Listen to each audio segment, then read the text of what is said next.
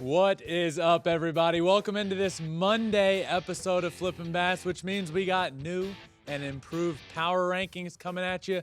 We also got a new segment, Mondays with Mom. I'll explain. My mom's always texting me crazy things, and I'm just going to start saying them because they're all hysterical. So we got that coming up. We got Overreaction Monday and top 5 landing destinations for Shohei Ohtani. This one's going to be a blast. Let's get to it. 5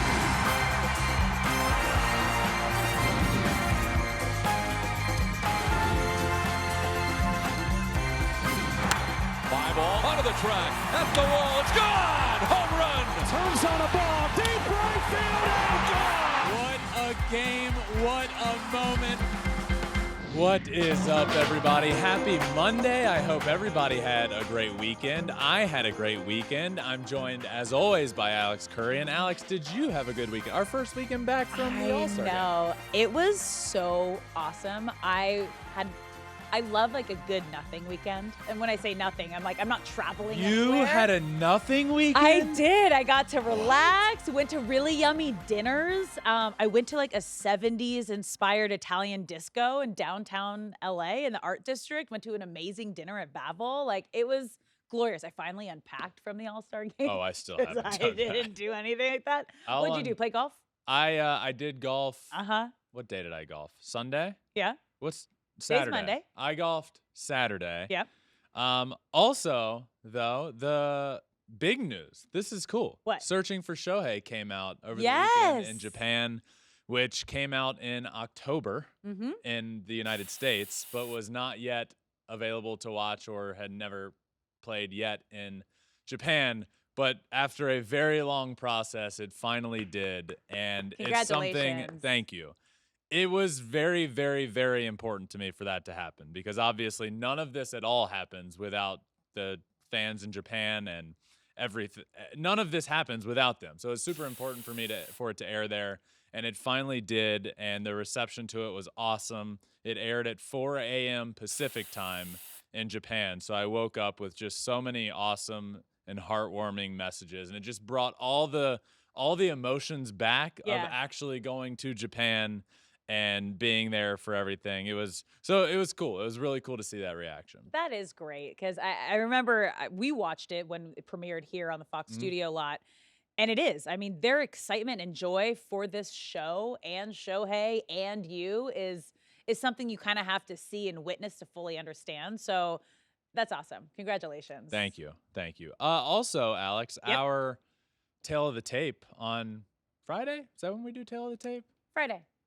Yep. Yeah, our Tale of the Tape, Astros Angels, turned out to be quite the series. And as most of you know that are normal listeners, we record this Monday show on Sunday night during the Sunday night game. And currently, well, not currently, it is the Sunday night game, is Astros Angels. And currently, it is 7-3 Angels looking to win. Which means we would both lose this Tale of the Tape. We'd both lose our Tale of the Tape that we were all very, very one-sided on, yes. But look, this needs to happen. The game's not over. Astros have already come back once this game. They can certainly do it again, but it's now 7-3 late in the game. Not looking great. Look, this series means so much more to the Angels than it does to anybody else. This first series means more to the Angels than it's meant to anybody else because of what's on the line for this team. They need to go on an insane stretch of winning for them to have any chance of making the playoffs and ultimately keeping Shohei. It's all very bleak at this point, but you know. It's also very interesting because news broke on Friday that the Angels were willing to listen to offers for a possible trade for Shohei Ohtani. So that has been the topic of conversation, not only in the baseball world, but the sports world since then. Where is Shohei Ohtani going to go? Is he going to get traded? We're going to get to that a little later in the show with what you would think his top 5 destinations would be. But back to our Tale of the Tape conversation. When we were talking about Astros Angels, you brought up, I'd say we've brought this up a lot. We talked a lot about dynasties, right? We've had a lot of dynasties. And that conversation rolled over to when I was on The Herd with Jason McIntyre, and we took polls. All of us took polls to ask America, the audience, what do you consider a dynasty? And outside of America. And outside of America. We did. What do you consider a dynasty? Well, it- our conversation was, for me, it's less about like a statistical number of this is what you need, and it's more so like the Astros specifically. I think the Astros are the best example of where's the line. I think we can agree. Where is the line? The Astros are either they're one side or the other, right on it. You don't think they're close to a dynasty? No. What do you mean, no? No. Now that's ridiculous. Their first World Series is tainted, whether you agree with it or not. Neither there does was baseball. the cheating The scandal. game of baseball doesn't agree. It counts. Okay. And you got to have 3+. So they have 2. Yeah. So one that's more, close. then we can have the conversation. Right. We've had What did this your in poll say? So I took a poll of, do you think it's 2 or I'm very interested in this 3+? because Alex's poll, full of Los Angeles and California fans, I'm really interested to see how they voted. Your following has to be like 90% California. Between the Angels and living here, I would imagine. Maybe. Let's hear it. 90% believe that it is 3+. 10% believe that it's 2. But every single comment that I got on Twitter and Instagram all said 3. So I actually more. think I messaged you this. I think your wording of how you saying 3 or 2, you didn't even mention baseball. I think one, the sport matters. I think it's across all And sports. 2, a I think dynasty. just saying 3 or 2. I'm saying the Astros are a dynasty because 6 straight years in the ALCS never happened before in history. 4 World Series appearances, 2 titles, and by your understanding of all of this, the big red machine, the Cincinnati Reds, aren't a dynasty because they won 2. They're a dynasty. You talk about baseball's dynasties, the big red machine is absolutely one of them. So I also did a poll. I think I used your video on the herd and did a poll. And I think my following, if you look at the analytics of all of it, is a lot more spread out amongst baseball fans. With a lot of Astros. There are fans. Astros fans, but it's not like it's not that strong. It's not. It ended up at 68% say the Astros are a dynasty. Yeah, because you have a good chunk of Astro fans following you. Yeah. You have all Dodgers It's fans just in it. you just can't throw around the word dynasty that easy. That's why I'm not throwing it it's easy. hard to be a dynasty. The There are Astros have so done many- something that have never been done before. Nope. 6 straight ALCS. One more and we'll have the conversation. We're just having going it to have right to now. agree to disagree here. 6 straight, but that is doing something. No, No 6 team. straight, but you got to have the hardware for it. They And do. one of the hardware, one of their wins, whether you like it or not, is tainted. You know how you want to talk about. Yep. Yeah, we could Yep. have a much longer conversation. That's a big reaction. Let's get into Overreaction Monday here. You ready for this? I'm going to Yes. give Ben some statements. You tell me if it's an overreaction or not. Okay. So let's get started with our first overreaction. The Mets and the Padres will go down as the 2 most disappointing teams in MLB history. You know, second half starts. There's all this hope. New half, new Mets. Nope. Nope. That is just Brutal. not the case. Tough start. End up they win against the Dodgers, salvaging a complete nightmare of a series on Sunday, but lose the first 2. I'm not sure why anyone would have expected the Mets specifically to come out and just be a different ball club than they were in the first half. I mean, it's so frustrating to watch both of these teams. I mean, the Mets are 18.5 games behind the Braves in the NL East, 8.5 out of a wild card spot. I don't think I was watching the game Saturday, and it's the most frustrated I've been watching a baseball game all year long. And not just be if you were to ask me, would I rather the Mets? I would rather see my brother's team win, obviously. But this is honestly, it's aside from any of that. Just as a fan watching the game, I haven't been that frustrated watching a game all year long. I mean, it's a 1-1 ball game back and forth. It was a close ball game. The Dodgers ended up with runners on first and third, and there was the double play ball you needed, and they boot that. They botched the double play. Run ends up scoring. So it's a 1-run ball game heading to the bottom of the 8th. And then the Mets get first and third nobody out, and they go pop out, strike out, strike out. With first and third, nobody out. And they've been doing this all year long. And it's so frustrating watching that because there's no change of approach. Like everybody's going up with the same approach no matter what the moment is in the game.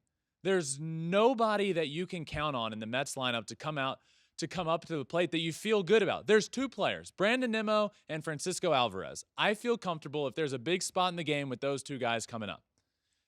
Lindor, maybe to a degree, but nobody else am I like, oh, this is going to be good for them. It's a frustrating lineup. There's no change in approach. You don't have a runner on third with less than 2 outs in the infield back and somebody looking to hit a ground ball to the middle of the infield. You don't have the infield drawn in and somebody looking to get an elevated pitch and drive it to the outfield. The things you're taught when you're a young baseball player.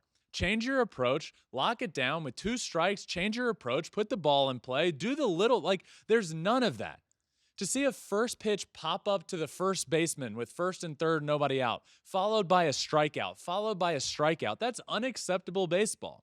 So we can sit here and talk about both of these teams and how good the Padres lineup is and how good the Mets should be. The truth of the matter is they're underperforming because there's no like backbone to the team. There's no like, it almost feels like ego driven, like we should be good. We just got to keep doing what we're doing and push through it. Well, no, it's been a nightmare and you're terrible. Yeah. Look in the mirror and change something. Change your approach at the plate. The Mets have been an embarrassment. I would absolutely say if the Mets don't figure out a way to make the playoffs, it's the most disappointing season in history. And same for the Padres. I mean, for the love of God, change your approach. Look how good their lineup is. And they have the worst batting average with runners in scoring position of any team in baseball. Worse than the Oakland A's. Whoa. The worst in baseball with that team, with that lineup. How is that possible? Change your approach. Do something different because the normal status quo is not working. Question for you, because you're saying change your approach. Who does this land on? Does this land on the players? Does it land on the hitting coach? Does it land on the manager? Who is the person that needs to make that change? Is it individual? Is it a group thing? Is it the coach? Is it the player? I would say it's the players. Okay. But if to a certain point, if they're not going to do it, then you need to have that somebody come along and say, look, guys, this is what we're going to do. This is how we're going to go about it. This is what we're going to do. We're going to get back to the basics. If you're up at the plate, I don't care if your name is Fernando Tatis or Manny Machado. If there's a runner on second base with nobody out, you're hitting the ball to the right side of the infield with everything you can do. Every ability that you have, just try and hit the ball to the opposite field. Get them over to third. If you have a runner on third with less than 2 outs and the infield's back, you are putting the ball in play on the ground and getting the run in. I don't care if you get on base. I don't care if your batting average goes down. Get the run in. But there's like so many egos involved here, and I don't say that in a bad way. Like you have a team with Machado, Tatis, Xander Bogaerts, Juan Soto, and they're all about like, these are all guys that are all-stars. These are all guys that should, at the end of the year, look up and have numbers, great numbers. So you don't want to have, if you're Manny Machado and you come up to the plate with a runner on third and 1 out, I don't think his mindset right now is I need to hit a ground ball to the second baseman or the shortstop and get this run in. I just don't. So you think it's ego? I think there's an approach problem, and I don't think they want to change their approach because it's worked their entire career. And I think the approach needs to change. Dead last with runners in scoring position. Bad. How is that even possible with that lineup? I'll tell you how it's possible, because everybody's going up there trying to hold their weight in a lineup that they don't need to.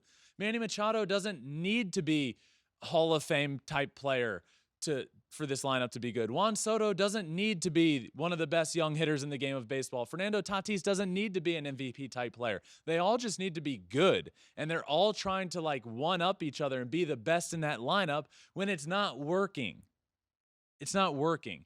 Alex, the starting pitching for the Padres has been the best in almost every category in the National League since the beginning of May.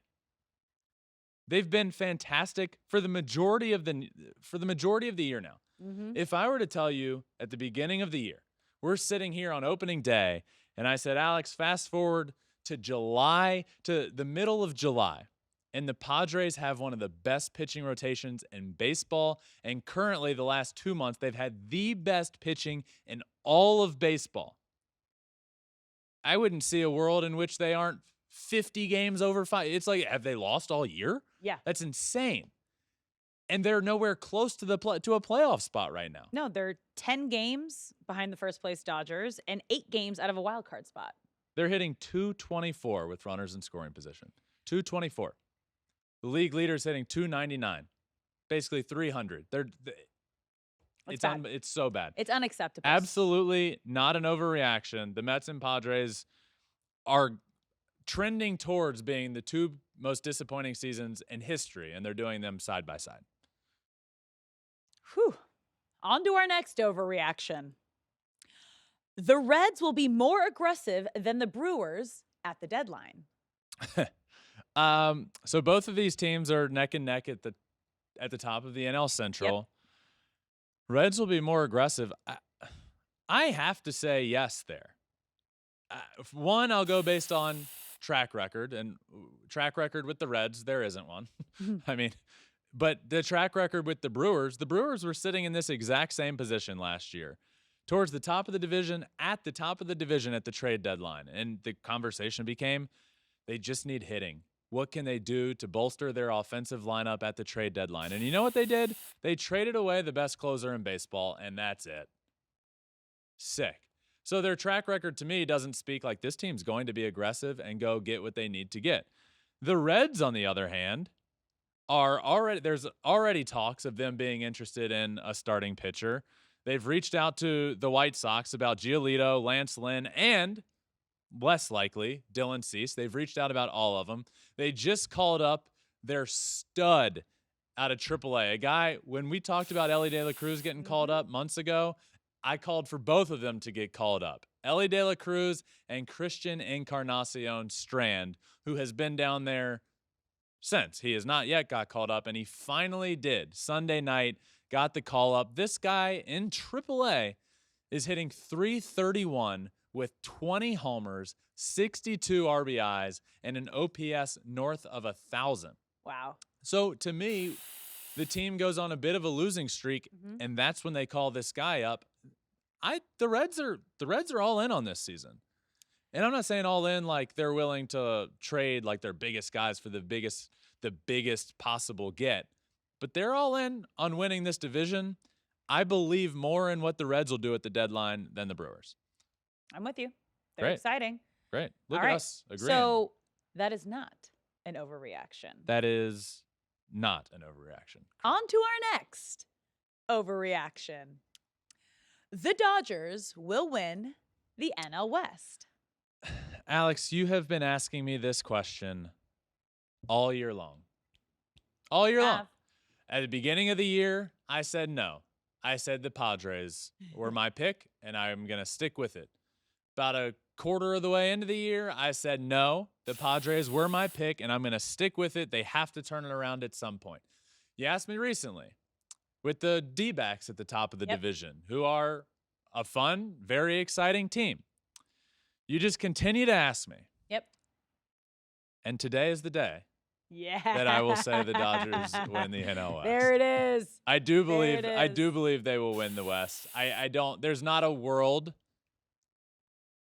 There is a world. There's not a likely scenario where the Padres can come back and win the division. No. And I think the Diamondbacks are going to fulfill my preseason most hot take possible, that they make the playoffs, but I don't think it's going to be out of the division. We've seen them fall down a little bit. They're 2-8 in their last 10. They're sitting at 52-42 and 2 games back of the Dodgers now. The D-backs are actually in third place. The Giants are a game and a half back. They've been sneaky. They have been sneaky. The Dodgers are now 53-39, playing good baseball. I think they win the division. I think they need help. If they want to win in the playoffs, I think they need to make moves at the trade deadline. But yes, I think the Dodgers will win the NL West. All right. Is that an overreaction or not an overreaction? That's not an I forget. overreaction. It's not an overreaction. We got one more overreaction for you. Okay. Shohei Ohtani will be traded by August 1st. hottest topic in sports right now. This is coming on the heels. You thought I was going to say an answer. Coming on the heels of over the weekend, the Angels finally admitting that they are at least listening to trade offers on Shohei, which is a no-brainer. Yeah. I mean, come on. What are you doing? You absolutely should. I am going to say this is an overreaction. If I was in charge, it's a no-brainer. Yeah. I got to get something, and somebody's going to be willing to give up a lot. I don't think they're going to do it. I don't think we heard Ken Rosenthal say a couple weeks ago that Artie Moreno doesn't want to be known as the owner that gets rid of Shohei Ohtani. Well, you're not getting rid of him. You're getting something. You're trading him. Tell that to your boy You're Artie. either going to lose him and get nothing, or you trade him and get something. It's bad business if you don't get something for the best player You in the probably game. got him on speed dial. Call him up. Call Artie and tell him, hey. No one tells Artie what to do. Exactly. And that's why Shohei is staying in Anaheim for 3 more months, and then they're going to get nothing for him because everybody out there is saying, hey, Artie, you just lost Mike Trout. We need to get something for Shohei. And no, you don't do that. So I think Shohei is ultimately going to play out this season with the Angels. What do you think? What do I think should happen and what do I think is going to happen? I think they should trade and get something for him. I've been very vocal about that. What will actually happen? I don't know if they're going to do it. They would need to receive an offer that you can't refuse. Yeah. Something that you can't eat, like, we have to take this. We can't not take this. And I think Angel fans are finally starting to come around to the idea that this might happen. They were very angry when we first started talking about this a couple weeks ago, maybe a month ago. Now they're starting to see the writing on the wall of, okay, we lost Mike Trout. We just went on a really bad losing streak. It's not looking great to make it to the playoffs. Right now, we're only halfway through the season, but you have 2 weeks to figure out if you're going to get something in return for Shohei Ohtani. I was under the belief that I don't think a team is going to give up a ton. Obviously, it's still going to take a lot to acquire him whenever for a week. It would take a lot. I was under the impression that I think you waited too long. I don't think you're going to get a ton. If you do trade Shohei, I don't think you're going to get a ton for it. But I was talking to Smoltz on Saturday with Smoltz. Mm-hmm. Get it? Yep, Saturday I with got it. Smoltz on Saturday. And we were talking about this situation and where he wants Shohei to go, where he thinks Shohei would go. And he ended up talking about his want was the Yankees, by the way, because he was like, just imagine Interesting. Shohei and Aaron Judge on the same team and how cool that would be. And then I basically asked him, like, but like, how aggressive do you be if you're the Yankees and it's only a rental? And his answer, it kind of shocked me. Let's play that. I'm going to be on the aggressive side. I'm going to say it's worth to get him, even if you don't re-sign him, with a chance to win the World Series. Whoever gets, if he were to be traded to some of the top tier teams, let's just say New York, it puts them in this clear favor, in my opinion, to get to the World Series in the American League. That's how big of a difference this guy makes. And let's say they don't re-sign him. I think it's worth it. The Yankees have a lot of pressure on them to get to the World Series and win one. We got a drought going. The Dodgers took care of theirs. And I'm just telling you, I know people are saying there's no way he's going to get traded, this or that. I would force the hand of the owner and make the deal so sweet he can't pass it up.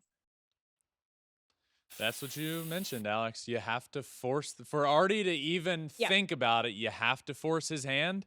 And Smoltz says, if you're the Yankees, go for it. Force their hand.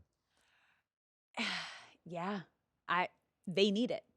They do. That would be the difference maker. And the Yankees were like one of his top choices when he was deciding where he was going to go originally, because Billy Epler was the assistant GM with the Yankees before he got the Angels GM spot, and then that's how he ended up coming to the Angels while he was recruiting him. They do need that to be They need it to get over the hump of not being able to beat the Astros, who are in the midst of a dynasty. You're right. They absolutely need Shohei Ohtani. Stop that. Stop that. Well, let's stay on this Ohtani conversation. Okay. Yeah. Where do you think we're gonna do top 5 destinations for Shohei Ohtani? Okay.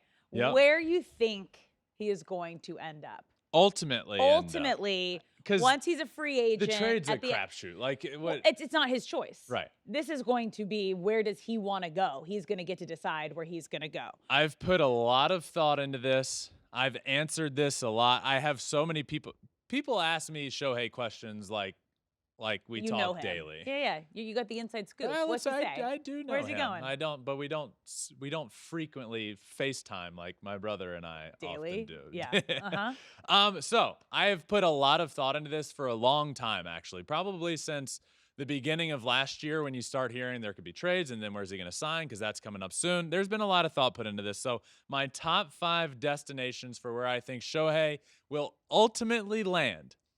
And my number 5 team just slid into this position because of some recent conversation. My number 5 team is the New York Yankees. And because of the Smoltz conversation? No, not because of that conversation. Because some reports came out that I think were kind of smoke and mirrors, but some reports came out that the Yankees are the most likely trade target for Shohei, and that they're going to push fairly hard for that. Now, the reason I now slide them into number 5, I believe far more in my top 4. The reason I have them at number 5 is because I believe if he does get traded there or anywhere, that team will have a bit more likelihood of being able to sign him, just because it's something he'll be familiar with. And I also think they can court him. I think yes, absolutely. They can court him. And I think he wants to be on the West Coast, ultimately why he signed where he did. But I think if he gets traded to an East Coast team, it gives him the ability for a couple of months to see if it's something he's willing to do for years. Yeah, you get to test the waters. Right. Or something that he doesn't want to do. And if it is the Yankees that ultimately get him, that's a pretty good place for him to be with Aaron Judge, Garrett Cole. Like he's not with the Angels. It's like right now he is the star pitcher, and especially with Trout out, he is the star hitter. You go to the Yankees, you have support all around you. You have Garrett Cole, another ace of a staff. You have Aaron Judge in a lineup. You have the ultimate protection in your lineup. Obviously, he has that with Mike Trout as well. I'm not discrediting anything there, but like you have so much more help around you. I think this is a long shot. It's the least of my picks, but the Yankees are my number 5 destination. Number 4. Number 4, I went with the Seattle Mariners. Interesting. Mariners for me, here's why. I'll give you a here's why of every team I mention. Mariners. I think the original reason he didn't sign there is, from what I heard, didn't want to step on the legacy that Ichiro has in Seattle. Which, respectful. If you know the culture at all, yeah, that shouldn't shock you.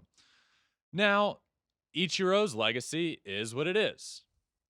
Shohei has his own legacy now. We all know Shohei Ohtani. We all know his legacy, and he's not going to step on Ichiro's legacy by going there, because they're now completely their own players and their own legacies. It also, there's a big Japanese following in the Seattle area because of Ichiro, because of past players that have come through there. My friend and translator when I went to Seattle, Masa, lives there. Like there is a Japanese presence there. Also, when he went to the All-Star game, the fan base, he talked about how good they were. We heard firsthand how good they were. They were chanting, "Come to Seattle." They gave him a standing ovation there. He spends off seasons there. He's spent an off season there. I mean, we're not talking a long shot here. And every one of these teams has shown a willingness to be able to spend, which is obviously important here because we're talking over $500 million. So Mariners are at number 4 on my list. All right. Who you got at number 3? At number 3, I have the Giants. The Giants were looking last year to do any and everything that they possibly could to sign the biggest player they could. Burning a hole in their pocket. There's literally a hole burning in their pocket. They're going to have to fork over a bit more than they were looking to last year. But, I mean, seriously, look, they're a team that is winning, quite under the radar, by the way, this year. That's just like missing that superstar. They pitch well. They have clutch hitting. They're kind of doing it all to a degree this year without a superstar. Imagine a guy like Shohei coming and joining that team, but just think of what they were trying to do in the offseason. Yeah. Aaron Judge. I mean, it was either the Yankees or the Giants. And I know last second the Padres swooped in and like got their name Here's in the my conversation. offer. Yeah. But the Giants were serious contenders the whole time, and I think anybody that could have possibly pulled Aaron Judge away from the Yankees, it was going to be the Giants. Mm-hmm. And then they lose out on him, and they literally agreed to terms with Carlos Correa. And then more contracts or physical stuff came out there, so that didn't happen. And then by the time all that was said and done, Everyone else was gone. everybody's gone and signed. Well, now fast forward 1 year, the next offseason, and you have the biggest free agent in the history of sports. I think they're going to make a pretty hard play at him. That's fair. Number 2. Number 2 is the New York Mets. And this one is simple for me. I again do not think, I don't think in his heart of hearts, if he could pick, which he will be able to pick, Yep. Shohei wants to end up on the East Coast. I don't. With that said, Steve Cohen has the amount of FU money to make a difference. And I don't think Shohei's number one interest is money, but I think there's a big difference between $600 million and Steve Cohen coming along and saying, how's 800 sound? I mean, he has the amount of money to not just move the needle a little bit. It's like a different game he could play with everybody. And I think he wants to play that game. You know what I'm actually interested to see if some team can kind of throw this offer into wherever he ends up going. You saw Messi just came over to the MLS, right? He got offered over $1 billion to play in the Saudi League, and he turned that down to play in Miami because he got a deal with the TV rights, with Adidas, and the ability to own a team, have partial ownership in a team in MLS after. So I'm curious if we're going to see Shohei Ohtani possibly be that next big star where someone's getting smart enough, where he's getting ownership and stake in team or branding or something, because this is going to be an insane contract wherever it goes. I've thought a lot about this, and I don't think it happens with Shohei, but at a certain point, the sports world money's getting up so high. Yeah. That like, what's the next thing we do?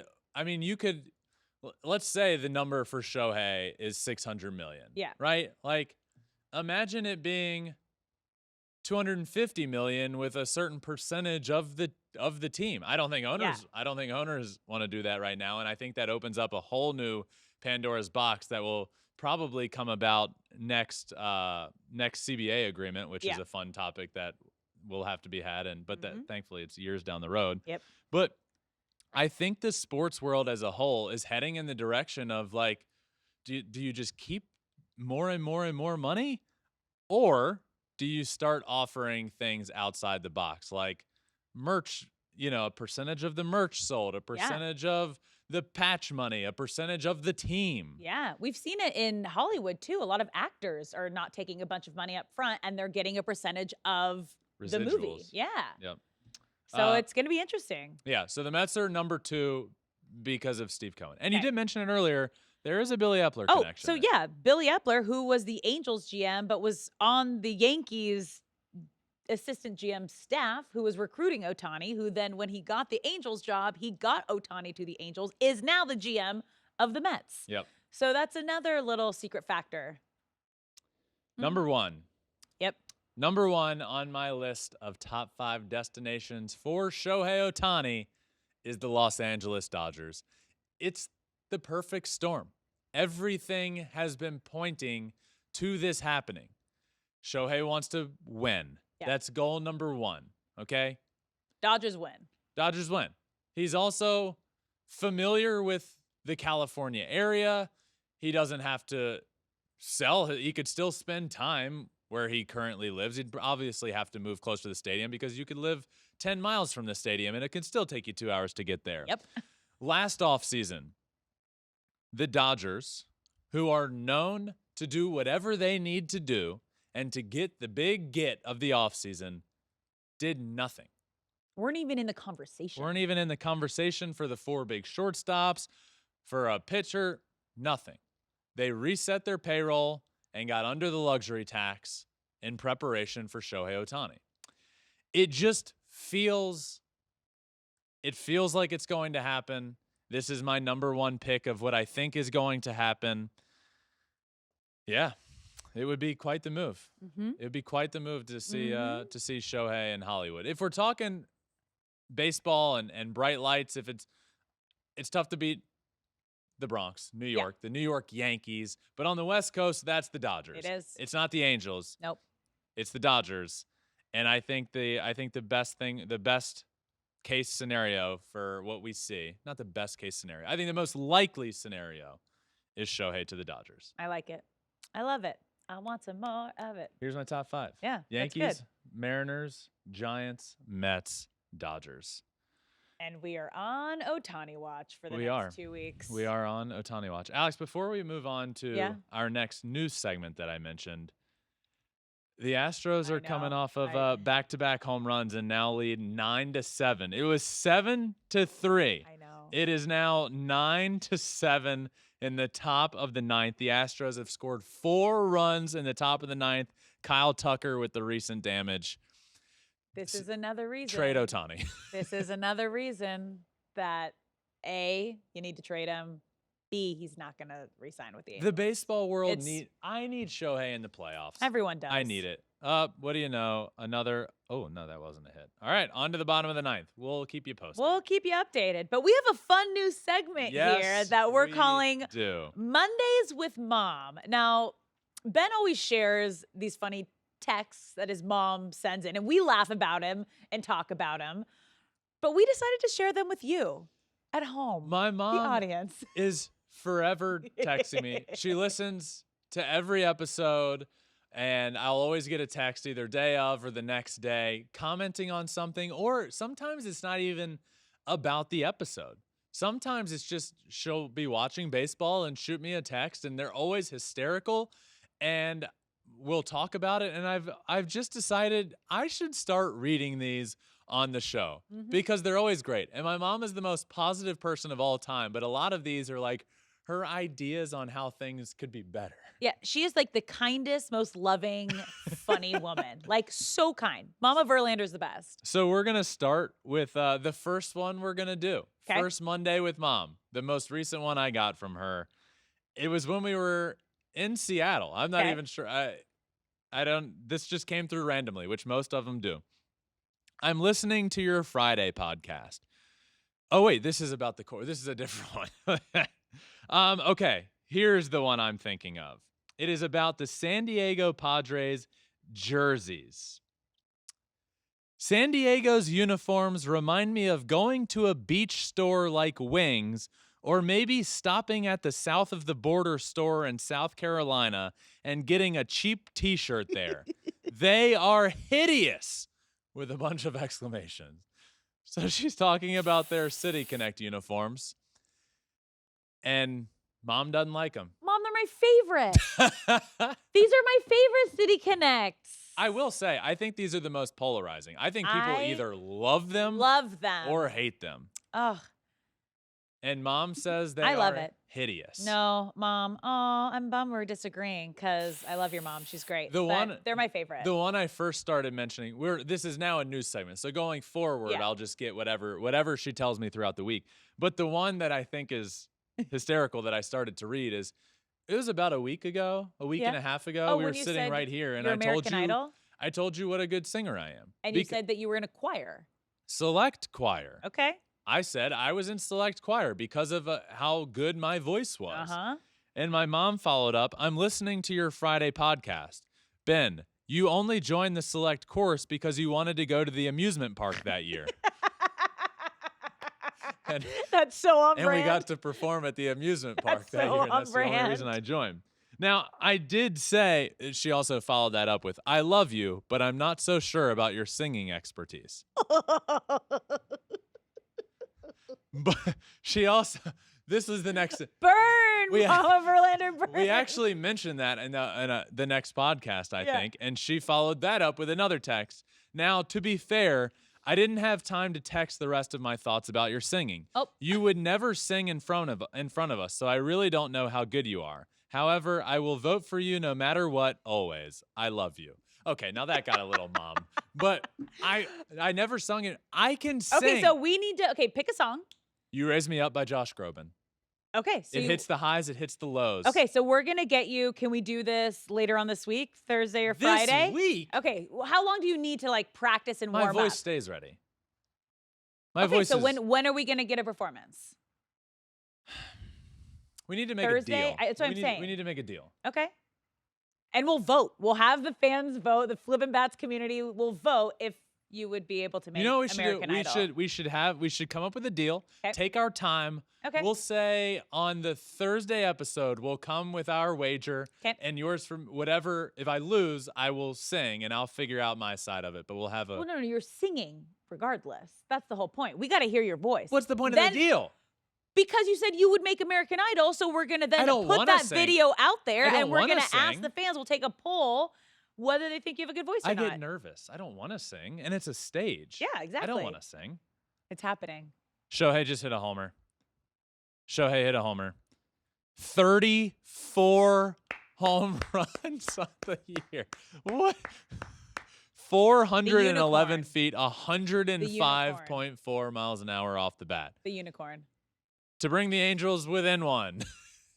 It's He 98. is the team. 9-8 in the bottom of the ninth. He is the team. Unbelievable. Alex, you need to talk. I need a tweet. What? I need a tweet. Oh my gosh. Okay, you guys, I don't know if you've experienced Take it away. Ben while Shohei Ohtani is playing, or if Shohei Ohtani does something while we're together, or this happened in San Diego. Ben completely shuts off. So I don't know if you have a visual of him right now. He's here, but he's not fully here. He's physically here, but mentally he goes to Ohtani land and he's not here. Ben, how's the tweet going? You doing okay? Yeah. I'm mentioning that we're currently recording Okay. Monday's episode and Yep. that Shohei hit home run number 34. Expect this to be in your feed. By the time you hear this, you'll see it. Shohei Ohtani, home run number 34, and I'm currently recording the Monday Flippin' Bats in all caps. That sounds like me. Let's copy that. Let's find the video. I mean, how? It's unbelievable. Because he's the best there is. He's the MVP. All right, there's the. All Is right, it out? see? In You 2 good? seconds. This is a process. Just like This that, is it is out in the world. posted. Okay. Wow. And that's how it's done. It happens breath. quick. Very quick. So 9-8, bottom of the ninth, runner on first, one out. Taylor Ward at the plate. They could walk this off right They here. could walk this off. Things are getting spicy. You okay? Yeah, I'm okay. You ready to get to power rankings? Yeah, let's do it. Okay. Oh, man. We got a lot going on. We There's have a lot going on. I'm on edge. I know. Here it is. The live tweet that It's just went already out. up. Show business, baby. Shout out It's to our already producers. in the show. That is incredible. Look at that Nice timing. job. Do you spell everything right? Yeah, this is. I'm nervous about it. I'm currently recording the Monday. Oh, at Flippin' Bats Pod. Got it. Cool. Good job. Looks great. Thank you. Yeah. Thank you. Air high five. Yep. Okay. You ready for power rankings? Yes. Power rankings. You want to get up for Oh this? yeah, yeah. You wanna get on Well, I stage? need to situate this So you I can can see see it? it from the stage, and now we Oh can head my up here. God. Yep. Oh, this is all time. All right. It's just a good game. And It's the a tail great of the game. tape all comes down to this. I know. This is what we were talking about. Oh, this is good. See, if I had this in front of me while we were recording, I would be so distracted. I have a really hard time watching something and then doing something else because I just get so mesmerized. Yeah. Okay, well, let's get to power rankings. Top 10 Major League Baseball power rankings, and we have some movement. We this do. week. Last week wasn't a lot going on, and I know there hasn't been a ton in the second half. No. But enough to have some movement. So let's get to it. Yeah. So number 10, down 4 spots, the Marlins.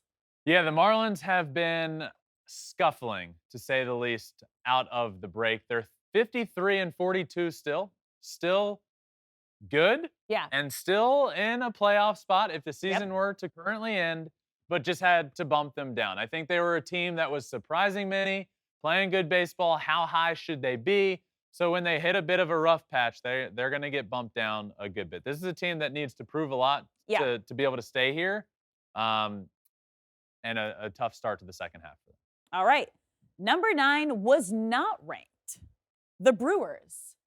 Brewers are not ranked, and they now lead the NL Central. They are 52 and 42. They've gone on a win streak since the second half of the season has begun.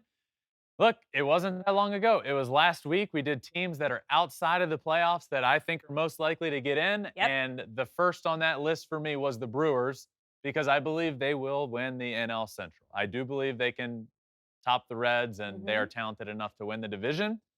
And they have gone on a roll. They're 52 and 42 here for the first time in a long time. First time, long time. First time, long time. Number 8, also not ranked previously, the Giants. The Giants have also gone on a big win streak. The Giants are just so, like, under the radar. They're sneaky right now. You're not talking about it, and then all of a sudden you're like, oh, there they are. The Dodgers are playing great, and the Giants are just a game and a half behind them in the NL West. The D-backs are now in third. The NL West is being slept on, people. Yeah, it is. We got 3 great teams. And then there's the Padres. That you thought was going to win the division. And you admitted today for the first time, it's not going to happen. Yeah, It's okay. I don't think. It's okay to be wrong. And then there's the Rockies, which, they're not going to be on this top 10. No. But the Giants are. They're here at number 8. I get sidetracked. You quickly. do. That's okay. You're also like watching a game right now while this is going on. Okay, number 7, up 1 spot, the Astros. Yeah, the Astros coming off of that big series against the Rangers right before the deadline and then post-deadline. Look, they're currently playing right now, but this game being as close as it is, down to the wire, wouldn't move the needle for me one way or another. Yeah. The Astros are starting to get healthier and healthier. They're getting closer and closer to the top of that AL West where the Rangers have been all year long. Yeah. And, the Astros are coming. And so is Yordan Alvarez, and this team's going to be at close to full strength pretty soon. They're here at number 7. Number 6, up 4 spots, the Blue Jays. Blue Jays also playing really good baseball right now. 53 and 41. That AL East is just a hot mess right now. You have the Rays, who have been there all year long. Oh, my God. What happened? Kyle Tucker just made an all-out diving catch to end the game. 9-8 Astros win. That would have scored. The Angels would have won that game. They would have. What a play. Yeah. Kyle Tucker. Let's go. Wow. All right, Astros win the series. Never a doubt with our tail of the tape. We never doubted it. We never. There was a slight moment there. I never doubted it. Number 6, Blue Jays. The Blue Jays are playing great. The AL East is just becoming a big ol' mumbo jumbo. Is that a phrase? I don't even know. Sure. Rays, Orioles, Blue Jays, they're all right there. Okay. Blue Jays are playing great. All right, let's move into your top 5. Top 5 time. Down 1 spot, the Dodgers. The Dodgers, I only bumped down 1 because of that Sunday loss to the Mets. Okay. And it's really, they've been playing well. Yeah.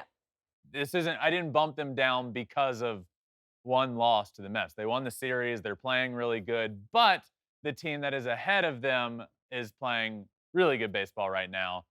But Dodgers in number 5, 53 and 39. At number 4, up 5 spots, the Rangers. Yeah, the Rangers got a pretty big bump up here. They're 55 and 39. The Rangers actually, what they got was a pretty big bump down. Okay. And now they're back up to where they were for the majority of the season. They just went through a tough spell. Both work. Stretch. And I had to bump them down. But they go out and added Aroldis Chapman, who's out there throwing 102 point something. The fastest pitch for the Rangers since Neftali Feliz. Like, he's been great for them. I really like what they've done. Yep. They have the best run differential in baseball. They're hitting like 300 with runners in scoring position. They added to their bullpen. I still think they need to add a bullpen piece, but they're a complete team. Close to a complete team and playing really well. I have them here as the number 4 team in baseball. At number 3, the lowest they've been ranked all season, down 1 spot, the Rays. If the Rays aren't careful, they're going to catch themselves sliding more and more and more. I know they are still 60-36, but that is because of the first few months of the season. Yeah. You want to talk about the last month? Average baseball team? Yep. They're not playing great. So they're continuing to slide down this Power Rankings week in and week out. The Braves finally took them out of that 1 spot, and now they're getting jumped. So the Rays are, again, though they have 60 wins, down to number 3. And the team that jumped them up 1 spot, the Orioles. I mean, the win streak that the Orioles are on right now. They've won 7-8 games in a row.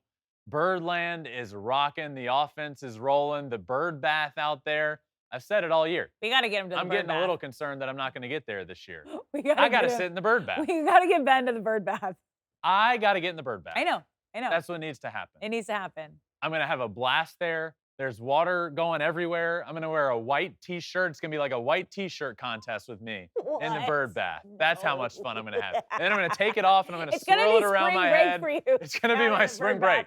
I never get a spring break. I didn't when I was playing in college. I didn't when I was playing professionally. I don't now. My spring break is going to be going to sit in the bird bath and taking off my white T-shirt and swirling it in the air.